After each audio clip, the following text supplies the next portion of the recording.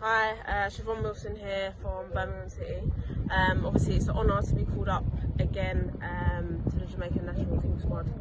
Obviously, it's a massive achievement for everyone to have made it to the World Cup, and I'm just grateful to be here, grateful to be a part of the team. Tell us about your father. You said your father played professional football also? Yeah. So he played, well, a long time ago, I don't even remember it, but for Tottenham, Chelsea, Man City and QPR. So yeah, he's been a big inspiration for me in terms of growing up, helping me on my path in terms of football, kind of following in his footsteps, I guess. So yeah, he's buzzing that I'm here right now. Okay. And how has it been in South Korea for you so far? Yeah, it's good. I mean, obviously, just to be in and around the squad with the team, with the girls, experiencing how, the Jamaican national team do things, experiencing how they train, how they kind of prepare for the game. So yeah, it's been an enjoyable experience so far. I'm just looking forward to the games.